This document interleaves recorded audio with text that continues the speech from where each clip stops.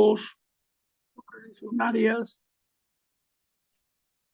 correligionarios, hoy vamos a seguir continuando en nuestro gran capítulo de el Partido Liberal en el gobierno.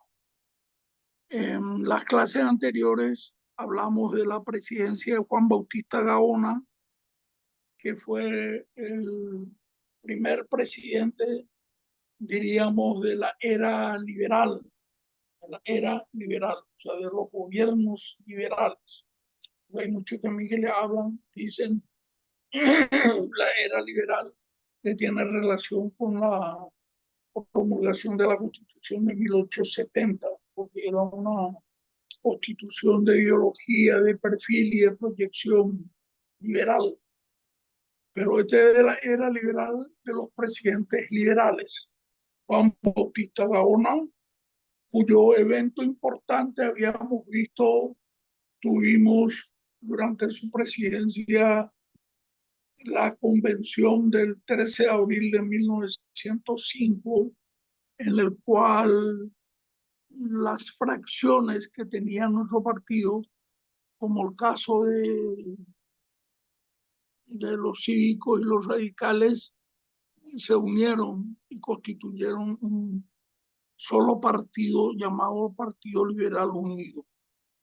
Haciendo honor a la verdad, se unieron de palabra, se unieron de intenciones, pero nunca existió una verdadera unidad al respecto. Siempre existió alguna que otra tirantez entre esos dos sectores. Y fundamentalmente se daba esto, porque esto venía ya hace tiempo, era de 1894. Pero después viene la revolución de 1904 y los radicales también pusieron un gran esfuerzo. Por supuesto que sí, por supuesto que hicieron un gran esfuerzo para ganar la revolución. Pero los lugares importantes, Ferreira, que era el hombre importante en esa época, le daba a los cívicos, eran los cívicos quienes ocupaban los lugares importantes. Bueno, eso sucedió con la presidencia de Juan Bautista Gaona. Y con la presidencia de Báez sucede lo siguiente. El 22 de abril de 1906, el 22 de abril, la convención del partido decide que tenemos que presentar un binomio que represente a las distintas fracciones del partido, que sea la imagen del partido el que aparezca ahí. Y esto se da con la presidencia con la candidatura a presidente del general Benigno Ferreira, que era cívico, y de vicepresidente de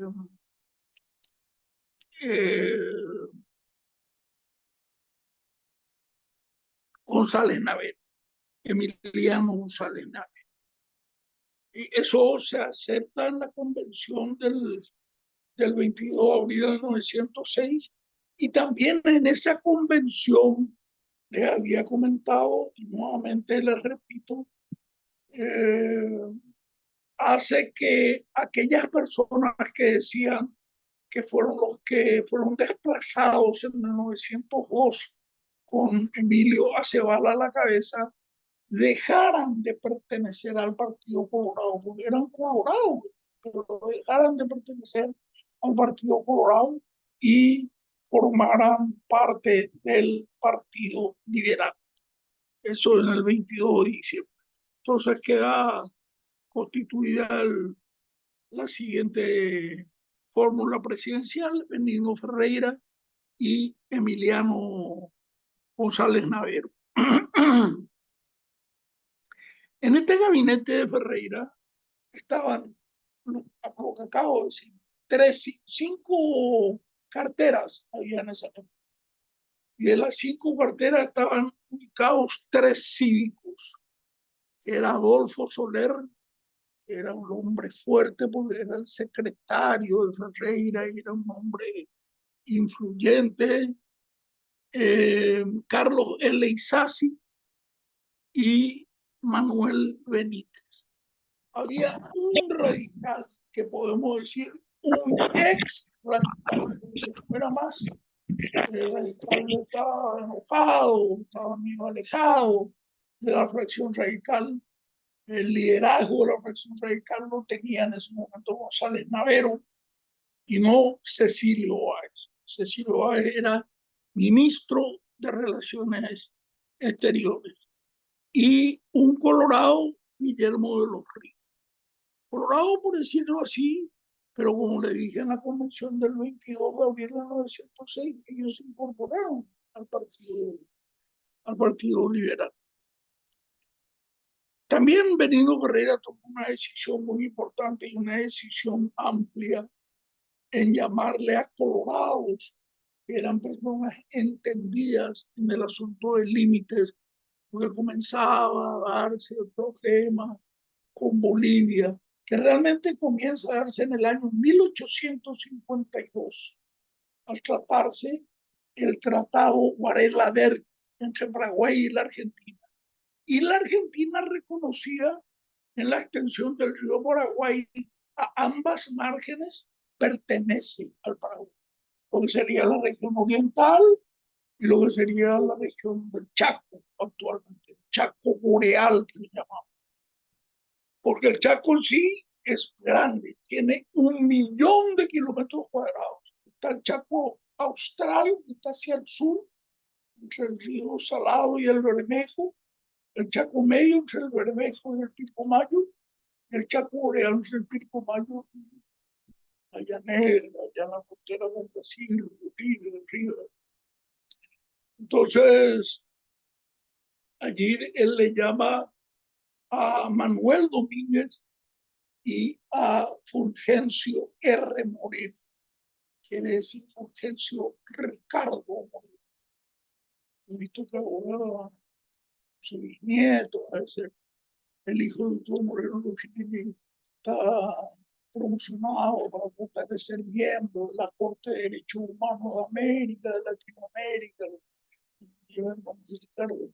Se le dijo Moreno.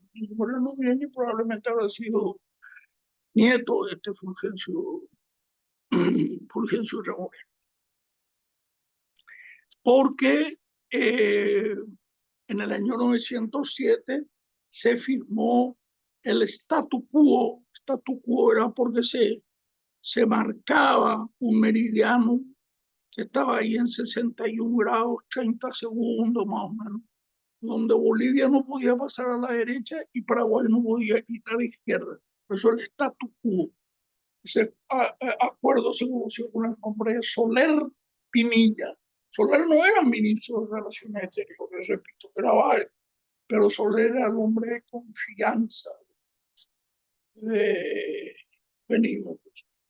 Entonces el acuerdo llevó el nombre de Soler Pinilla. Y el ministro Soler era el hombre fuerte de Ferreira y eso irritaba no solamente a los radicales, sino también le irritaba a los propios cinco, que eran los compañeros de la línea política interna de Benigno Ferreira.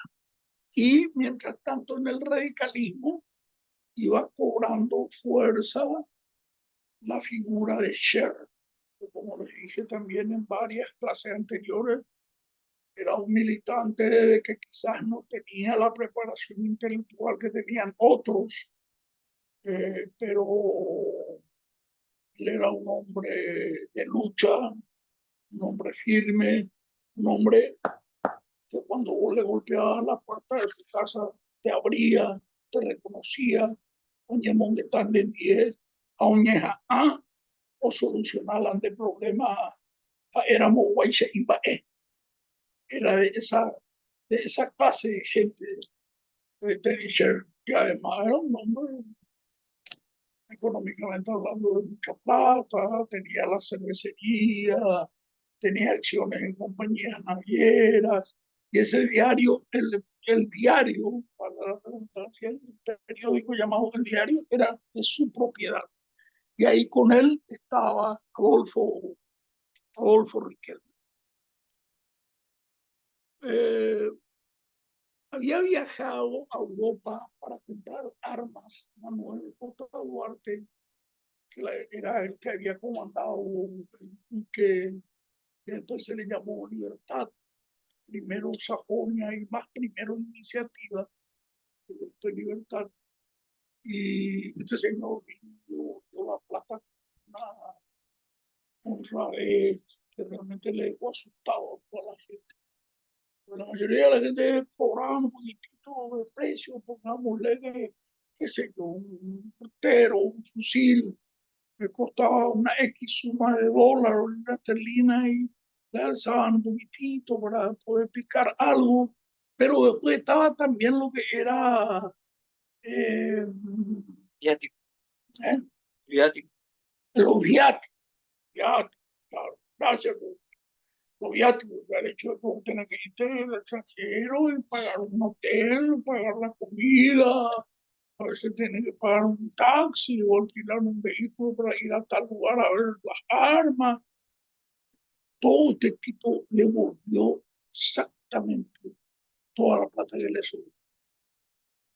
Y cuando llega él al Paraguay, Benigno Ferreira le ofrece la cartera de Relaciones, perdón, otra voz, del Ministerio de Guerra y Marina. No se llamaba Ministerio de Defensa, o sea, Guerra y Marina. Y él se va y habla con don Antonio Taboada. Me parece que yo no entendía bien cómo venía la jugada interna entre los partidos, porque cualquiera se iba a dar cuenta que Taboada era el socio de Benigno Ferreira, porque los dos eran así. Pero él se va a hablar que confiaba en don Antonio Taboada, también un hombre serio, tranquilo, cauto, no era ningún quilingo. Y don Antonio Taboada le recomienda que acepte ese cargo, que vaya. Y en ese momento, en ese gobierno de Benigno Ferreira, en esos primeros años, él, como le dije, asumió el 25 de noviembre de, del 902 a la presidencia de la República, perdón, del 906. Y habían unas conspiraciones que se estaban manejando, tanto por colorados, que habían perdido el gobierno en el 904, y también de los liberales que querían acaparar todo el gobierno. En ese primer año de asumir Benigno Ferreira, en el año 1906, que asume el 25 de noviembre, porque era el día que se promulgó la Constitución. En diciembre, un mes después de asumir, él le sanciona al teniente coronel Escobar, que era el hijo del general Patricio Escobar. Se recuerdan, habíamos comentado que cuando fue la revolución de 1904, al hacerse la maniobra de Concepción y el pacto de Zanja León, él se pasó con el capitán Aponte, el capitán, ¿no? Se pasó a la fuerza revolucionaria. Ahora era teniente coronel. Y es castigado por indisciplina. Por indisciplina. Hay que ubicarle un poco a este militar también con un aspecto que les quiero comentar. Era el hijo, sí, del general Patricio Juárez, pero por el lado de la mamá, la que fue esposa de Patricio Escobar, era doña Paula Garcete. Y doña Paula Garcete era la hermana de Avelino Garcete, que fue firmante del acta de fundación del partido liberal el 10 de julio de 1887. O sea que él era un señor, y si bien su papá era amigo de Caballero y le acompañaba a Caballero en todas las coyunturas posibles, muchas cosas él le decía a su papá: papá, está equivocado. Y tal es así que el general Escobar es el que le rescata cuando le castigan y le mandaban confinado al Chaco, a Alón.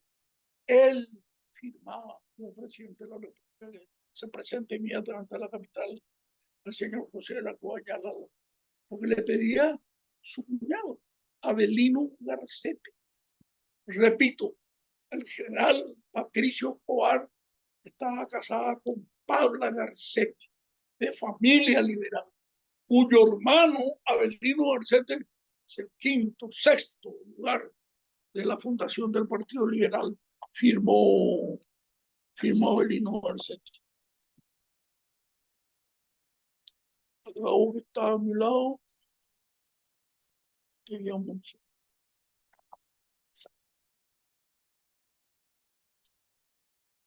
Avelino Garcete. Sí. Entre las figuras de importancia del partido, Solalinde, Venegas, Soteras, Taviano Rivarola, Manuel Pradera, Emilio Zaguer Cabañas, José Franco y Avelino Garcete. Entonces, este militar fue castigado por Benigno Ferreira, estaba separado del ejército, y también había una conspiración de Jara, Albino Jara, que siempre conspiraba. Este no se perdía en ninguna conspiración, porque además él tenía el beneplácito, la aquiescencia, aponaya, tanto a liberales y colorados. Amigo entre liberales, pues, hizo la revolución en 1904 con ellos, él se sentía liberal, pero su papá, don Zacarías Jara, que fue jefe de policía, incluso de la policía de la capital, y fue el que estaba al frente de las tropas del norte, era colorado, era gente de Caballero. Entonces él tenía contacto con toda la gente. Como no reaccionaba, tenía que haber actuado el teniente coronel Escobar, pero pasaba el tiempo y él no reaccionaba. La gente va y la cura a Jara, y la dice Jara, ella agarraran de poco con su topo. Buena persona, ni la teniente coronel Escobar, va de Guasú, ya apoya, ya pillate, siempre la conspiración cuando está y pasa el tiempo, alguien puede cometer un error, de comentarle a otro fuera del lugar, o comenta a una persona en quien confía y claramente no, esa persona jugaba en el otro lado, una partida de cosas. Entonces le dicen a Jara para que Jara inicie el asalto de esto. Y Jara, el 2 de julio del año 908, 2 de julio de 1908, 2 años hacía de que subió Benigno Ferreira, con 2 unidades que estaban ubicadas en la capital. El que está ahí en donde está el hospital militar se llamaba el cuartel del hospital. Ahí en ese lugar, Francisco Solano López le despidió a los combatientes que se iban al comenzar la guerra en el 65. Los combatientes que iban allá a la zona de Coimbra, hacia el norte, hacia el Brasil, Corumbá, y él le despide, así como los del Chaco después le despedían a los que iban a pelear en el Chaco, recordando la heroicidad de los que pelearon en la Triple Alianza. López le despide recordando de los paraguayos que se batieron contra Belgrano en el año 1811. Tanto en Cerro Porteño, no, Cerro Porteño, cuatro partidos, lo que yo sé no tiene nada que ver, no tiene nada que ver, que yo, un buen club tuvo una noche mala. ¿Qué sucede? Estaba discutiendo nosotros 45 con mi hijo cuando me fui al consultorio, que va a seguir la serie, siempre pierde.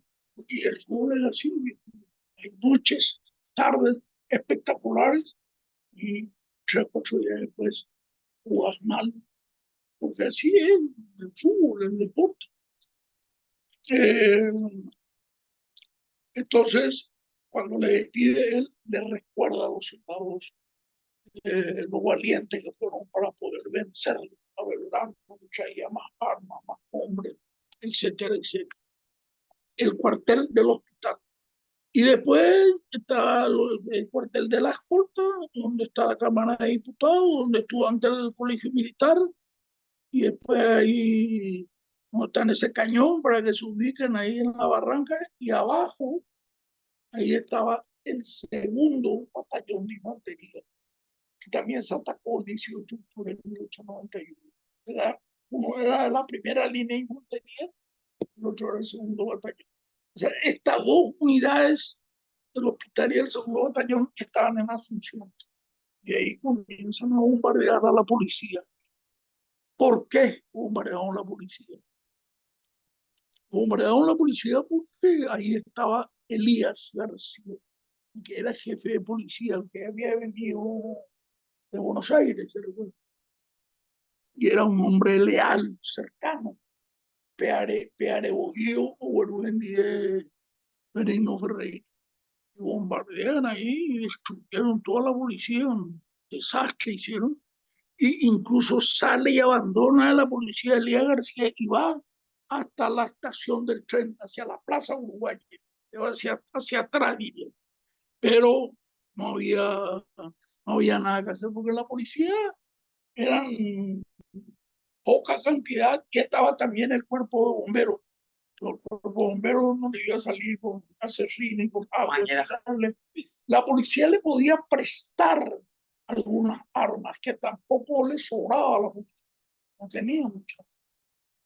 No tenían poder de fuego. El asunto es que tuvieron 2 días, un día y medio, y el buque Libertad, el ex Sajonia, estaba a favor de Benito Ferreira.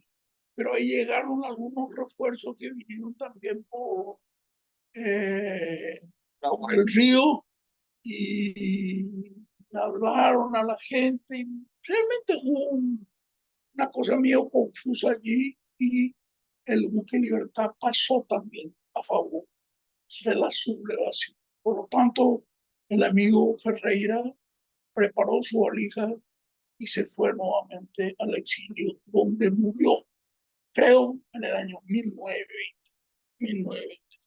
Fue y falleció nuevamente allá en Buenos Aires. 1920.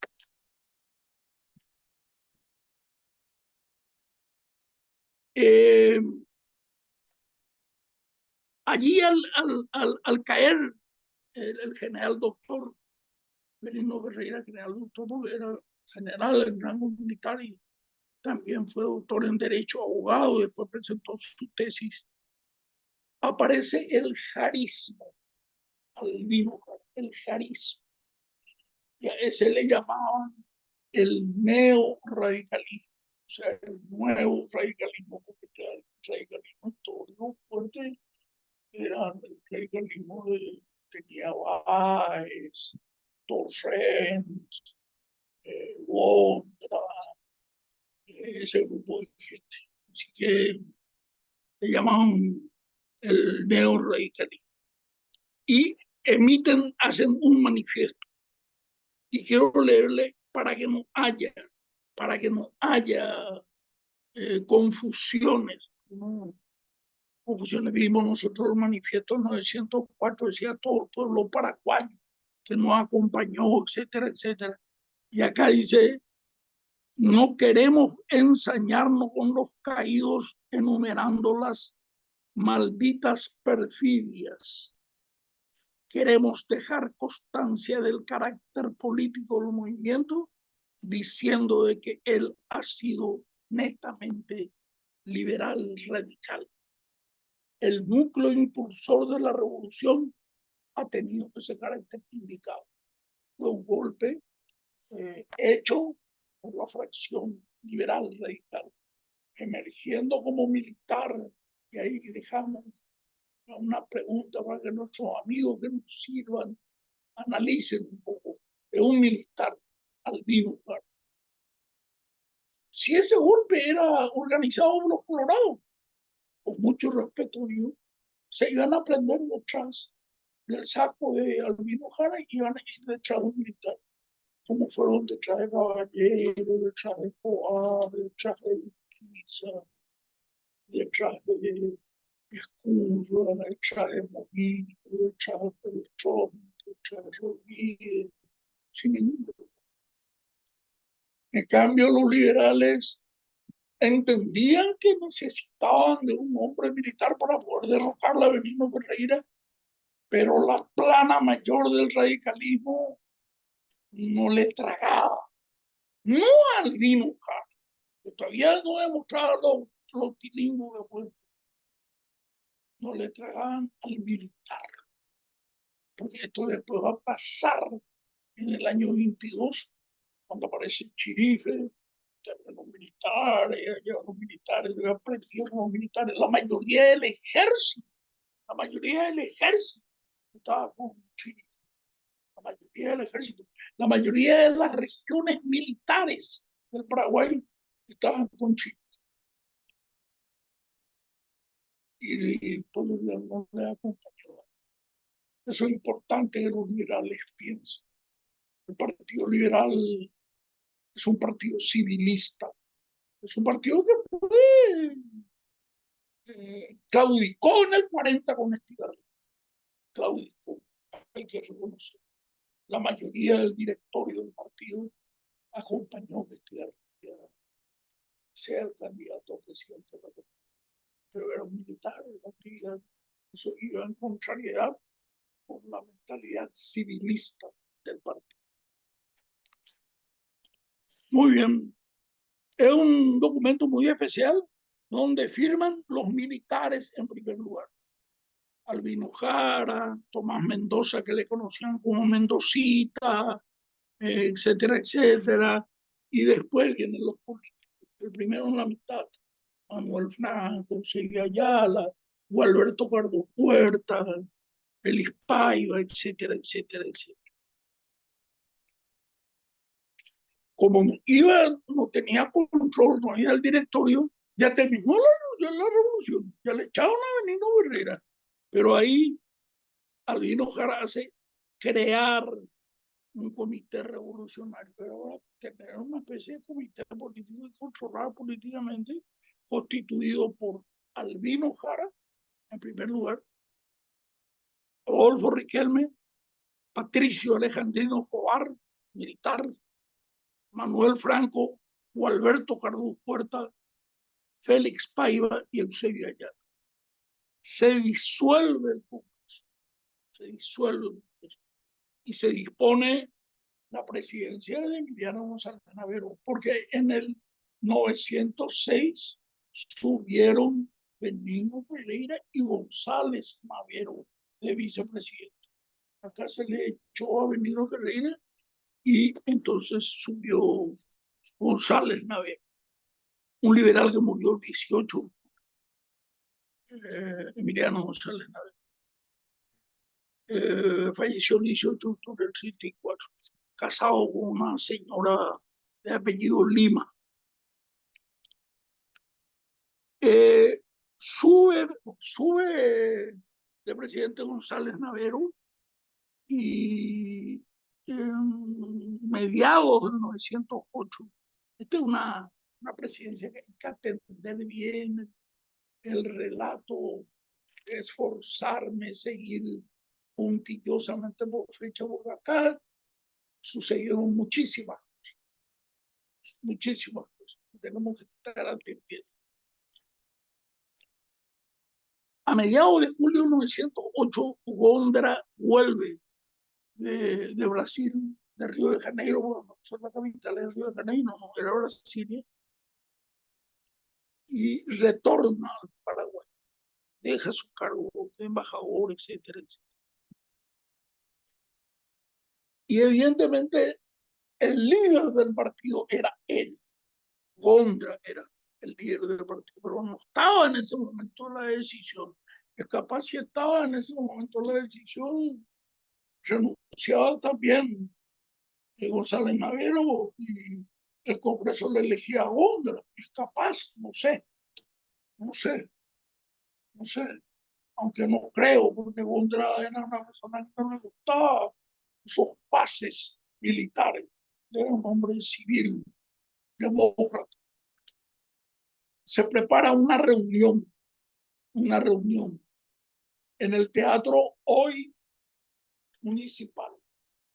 Ese teatro se llama antes Teatro Nacional, pero hoy se llama, creo que el año 45, Teatro Municipal.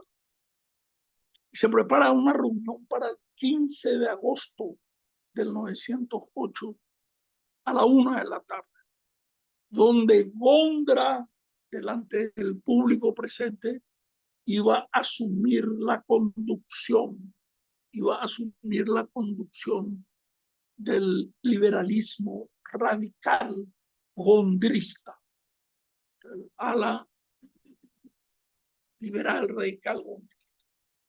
Y en esa convención entonces habían algunos que querían que se llame Partido Radical.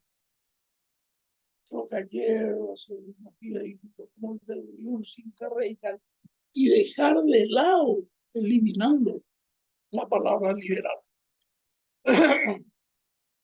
Y Gondra habrá mirado desde la butaca que estaba sentado en el teatro, viendo, auscultando, tocándole el pulso a la gente, y habrá dicho, si se hace eso va a ser peor. Va a ser peor porque la gente está muy identificada con el nombre liberal. Entonces él dice, dejamos de utilizar el nombre de Partido Liberal. Y el que quiere pertenecer al grupo radical en la interna, dirá liberal radical, y el otro será liberal cívico. Pero dejar el nombre de partido liberal. Porque ahí sucede, o mejor dicho, hay que tener en cuenta lo que sucedía ahí. El presidente del Partido Liberal era Víctor Soler, cívico, porque él había asumido en febrero de 1908, cuando Benigno Ferreira era presidente de la República. Y a Benigno Ferreira se le echó el 2 de julio de 1908. Y él asumió en febrero. Entonces, se le deja a Soler, aparte de Soler, habrá ido a decir la Gómez, y a San Navero, ahí también me envié, tranquilo, no tenga problema, ya cubano y todo eso. Y esa reunión del 15 de agosto de 1908 se preparó una semana antes, el 8 de agosto. Y esa reunión se llamó una conferencia política, donde estaban como animadores una partida de jóvenes liberales radicales que no eran ni cívicos ni radicales, así como ya vimos en la Revolución de 1904. Ellos eran liberales y se hacían llamar liberales constitucionalistas, partido del grupo constitucional. A los liberales siempre poner un apellido más y diferenciarse. No, se no sí. Entonces el radical, no, es radical, va el grupo que sea constitucional. Siempre. Entonces, para esa reunión del 15, donde Gondra va a asumir la jefatura política del ala radical gondrista, por supuesto, por su apellido gondrista, no va ni Pérez a decir yo quiero ser jefe, si quiere ser Gondra, se prepara el 8 de agosto. Y esa reunión preparó Víctor Soler, que era, repito, presidente del partido. Y de todo modo, por más que Gondra decía continuar usando el nombre de liberal, cuando después se produce la división del partido con los Levi en el año 62 y se pide el reconocimiento en el año 67 del grupo a quien los Levi nos llamaban caducos, que ya habíamos fenecido. El nombre que ponemos nosotros es Partido Liberal Radical. Y así se llama Partido Liberal Radical. Y ese Partido Liberal Radical, después, el 29 de octubre de 1977, se llama Partido Liberal Radical Auténtico. Se siguió utilizando eso. En esta reunión del 15 de agosto, Gondra, con pocas palabras, delineó los principios que tenían que caracterizar a su grupo, a su movimiento. Él decía que había peligros que amenazaban al país. Había situaciones como la inseguridad, los mismos problemas que siguen existiendo ahora. El problema de la salud, el problema de la alimentación, etcétera, etcétera. Pero él decía que él tenía mucha esperanza y él creía en la fortaleza del hombre que estaba allí, porque él entendía que el liberal tiene un solo gran compromiso. Y ese compromiso que tiene el liberal es la lucha por la libertad, luchar por la libertad, uno de los principios que Gondra dijo ahí. También decía Gondra que tenemos que respetar todos los derechos y que no debemos tener miedo a que haya diferencia de opinión. Yo suelo, las veces que puedo, digo siempre esto al aire, cuando la prensa me llama, que no tenemos que preocupar porque existen 2, 3 o 4 movimientos dentro del partido. Hayan varias opiniones, siempre y cuando haya respeto. Y Gondra decía, no nos importa si la cabeza y los cuerpos están separados, pero si los corazones están unidos, el partido va a seguir estando fuerte.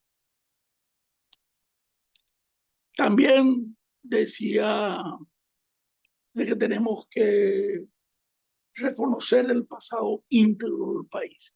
Eso es porque él veía que cada día crecía la lucha, la diferencia de lopistas y antilopistas. Veía crecer. Entonces digo que hay que reconocer el pasado que sucedió en el país e incluso reconocer lo que ha hecho esa persona a quien muchos le llaman dictador, Francisco Solano Gómez, porque él murió con el nombre de la patria en sus labios y en el corazón. Okay. Muero por mi patria, muero por mi patria. Y después su remate final decía él, nosotros del Partido Liberal somos la razón, somos la justicia, somos el derecho, pero cuando se nos obliga, somos también la fuerza. Y en especial, Gondra, podría decir. Porque Gondra decía, señor chiquitito, y era lo chiquitito.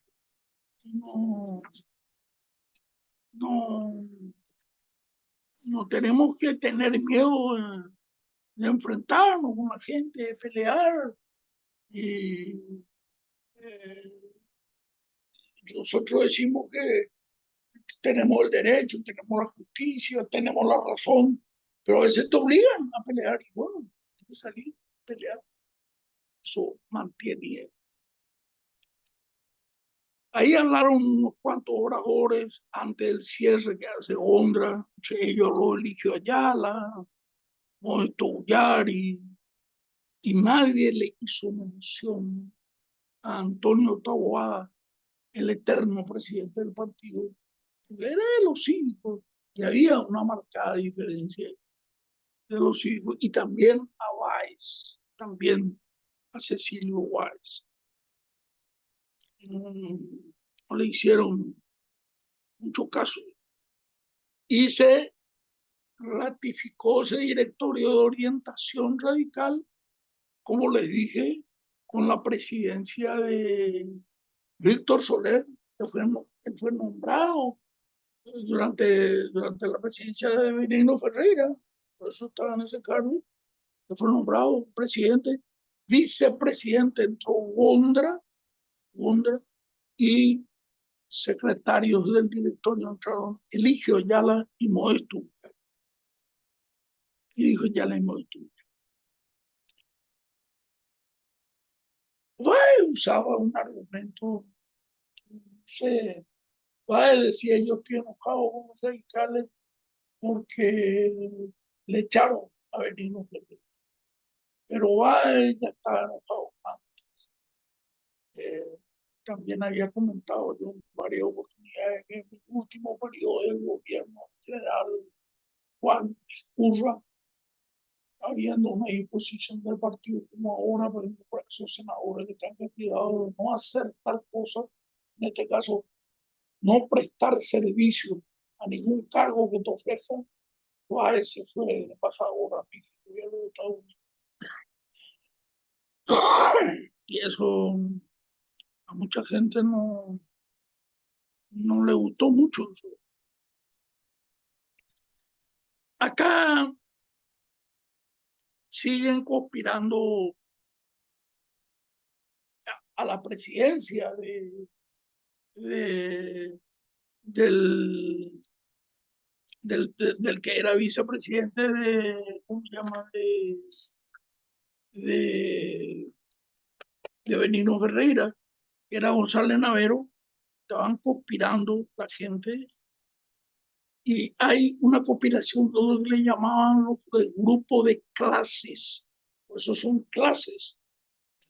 Cabos, sargentos, oficiales son clases. Oficiales subalternos, subteniente, teniente, primero capitán.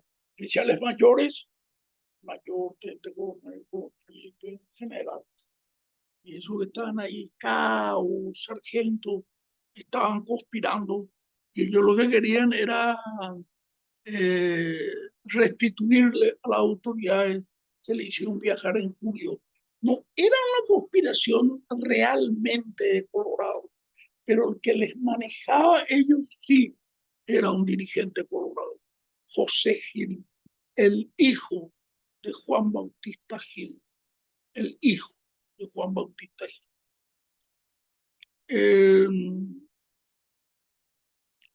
Ahí Jara se va.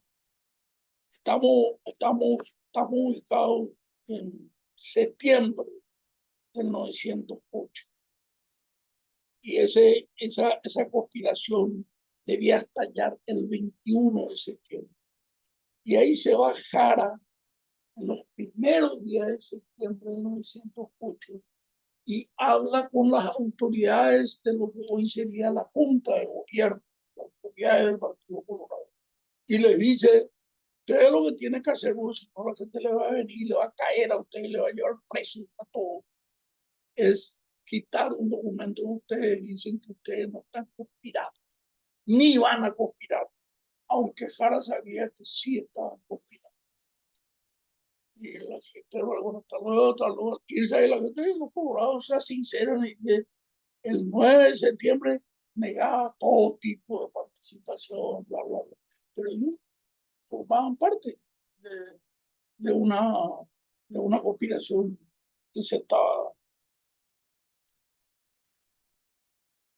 El 21 de septiembre se la agarra preso más grande de dirigentes. Más o menos 50 personas. No estaban colorados, o sea, saltó la conspiración. No estaban colorados, donde estaban liberales cívicos y donde había incluso extranjeros, como Barret y Bertotto, que eran extranjeros. Y se les llevó a Fortín Galpón. Fortín Galpón está ya, Fortín Galpón está ya en uno de los últimos puntos último punto de entre Paraguay, Brasil y Bolivia, acá, Portugal, de acá, de Asunción, se fue un año. Y aquí se le libera, se le libera y se le manda al Brasil, ahí está el punto, se le manda al Brasil, a Calle Romero Pereira y a Virgilio Silveira, caudillo, solía hablar otro nombre fuerte, aguerrido, era doctor, abogado, doctor Virgilio Silveira. Van allá y se le manda a Brasil a esa gente. Deportado a Brasil, Cayo Romero Pereira y Virgilio Silveira. Cayo Romero Pereira era el hermano de Tomás Romero Pereira. Este Cayo Romero Pereira era médico de profesión. Y le metieron preso y eso el Partido Colorado no suele criticar y atacar de Fortín Galpón, la primera vez que se utilizó campo de concentración. No murió nadie, realmente no murió nadie. Incluso, repito, llegaron a ese lugar de ahí, esa zona, y se le permitió ir al Brasil. A Romero Pereira, que era médico, a Silveira. Yo creo que era abogado. El abogado y se le lideró. Nadie fue Torturado. muerto. Probablemente no lo habrán tratado muy bien. Yo estoy plenamente seguro porque ahí estaba la mano de Jara. No se lo habrán tratado muy bien, no hay ninguna duda. Eh, Hacia fines del año 908, Gualberto Cardú Puerta, que era ministro de Hacienda, tiene un roce, un choque con Albino Jara. Y más adelante renuncia Cardú Puerta de su cargo de ministro de Hacienda. Él fue un hombre de mucha importancia dentro del liberalismo, era un hombre de primera línea, tuvo una revolución del 904, fue profesor de la facultad y era un hombre pudiente, él se fue a Europa, se fue a Barcelona y ahí en Barcelona escribió Arado, Pluma y Espada, que es un libro de pensamiento político del liberalismo paraguayo. Además, como te digo, era un hombre que tenía sus reservas económicas y fue el hombre que levantó la zona de Concepción. Después de producirse el acuerdo de San Jaleón y mandarse a un lugar, de ahí sacaría Mesa, que recordar que entregó una carta firmada por Benigno Ferreira y Gondra al Albino Jara de su papá, pero también por Alberto García, que fue que fue quien constituyó lo que sería el comando de las fuerzas revolucionarias del norte, que estaban allá en Concepción. Ya pues vine llamaban la comando del norte acá. Ya.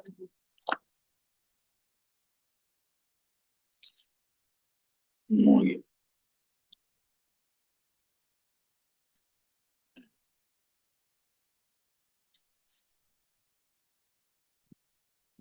La fuerza del Partido Colorado, la mayoría estaban todos exiliados. Caballero estaba exiliado. Y Caballero quería que Ferreira firme con él algunos acuerdos. Y se hicieron algunos acuerdos. Ahí en la casa de Ferreira vivía en Buenos Aires, en la localidad en una calle llamada Cabildo 1131. Y ahí se quedó, pero no firmó Ferreira, firmó Taboada, firmó con Taboada un acuerdo era un acuerdo y un compromiso de crear una revolución en el Paraguay para echarle al vicepresidente González Navega. Pero Ferreira jugó más cauto allí, porque lo que pasa es que Caballero decía, nosotros venimos las mejores figuras de nuestro partido, los yupeteños, la comida y vos no querés firmar. Entonces ahí se pactó un acuerdo para hacer una resolución de costear con 200.000 pesos oro. Era mucha plata. 100.000 el Partido Colorado y 100.000 liberal. Esa sí, esa acta tuvo la firma de Benigno Ferreira. Pero el otro acta que decía echarle a Navero. González Navero no firmó. Y ahí el Partido Colorado, no entiendo, movilizó creó un grupo revolucionario acá arriba, donde está Puerto Mortiño en el lado brasilero, y Carmelo Peralta ahora. Carmelo Peralta, esto estamos hablando de 1908. Carmelo Peralta, después de morir en el 40 con Echeverría, le han puesto un nombre. Estaban al frente. Ahí estaba constituido un grupo revolucionario. Y ahí, como habíamos visto que le dejaron y le hicieron mandar ahí al Brasil, a Silveira y a Cayo Romero Pereira, acá este grupo estaba acá dirigiendo, eran dos médicos colorados. Cayo Romero Pereira y también estaba Eduardo López Mori, eran médicos. Y de aquí había otro grupo de Colorado que estaba dirigido por José Gil, acá cerca de Yabebirí, más o menos, la zona de Laureles, del departamento de Ñemucú, que está pegado a Yabebirí, que es Misiones.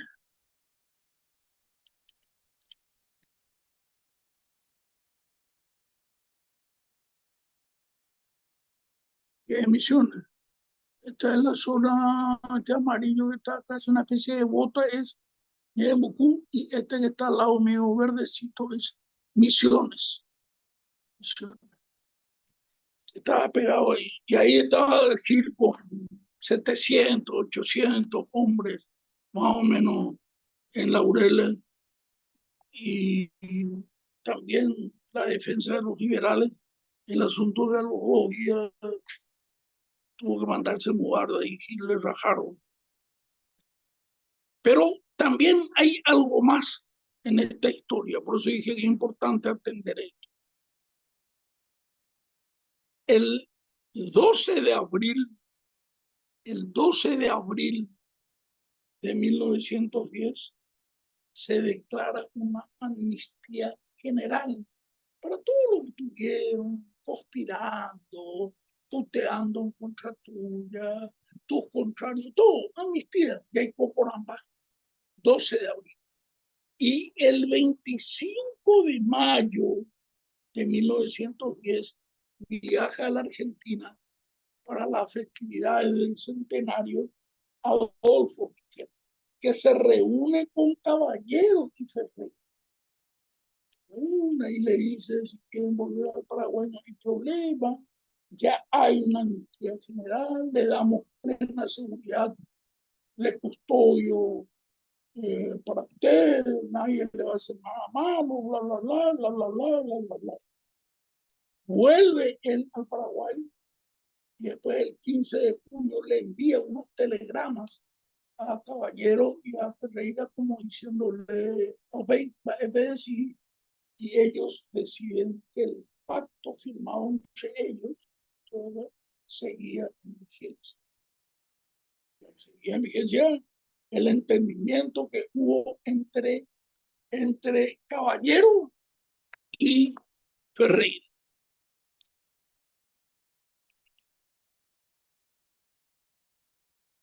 Ahí comienzan a producirse una desavenencia entre, o sea, ahí se estaba preparando ya el periodo de que iba a subir Bond, que era en el 10,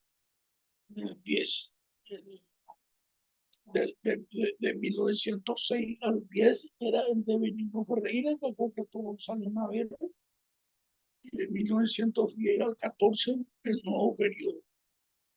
Y había en el partido un acuerdo que se hago Cherkis, ya pensaba que le tocaba que se Jámara, pero era Gondra y Juan Bautista de vicepresidente. Pero había un problemita en los que iban a ser candidatos a ministro de Guerra y Marina, o sea, que iba a tener el poder militar, Albino Jara, y el ministro del Interior, que iba a tener la policía, Adolfo Rangel. No había mucho acuerdo.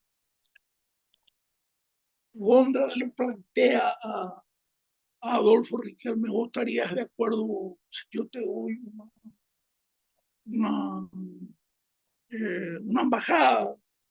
Entonces eran plenipotencias, una embajada, y te mandamos guarda acá.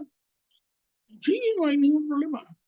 Y le habla Jara, y Jara, sí, yo no tengo problema. Pero el día que juraban ellos, el 25 de noviembre, Jara le exige a Gondra que le confirme como ministro de Defensa, sino ahora mismo. Y Gondra le acepta. Y con eso comienza el periodo constitucional de Gondra y Juan Bautista Gaona, con ese ambiente. Suspendemos aquí y continuamos, si Dios permite, Miércoles.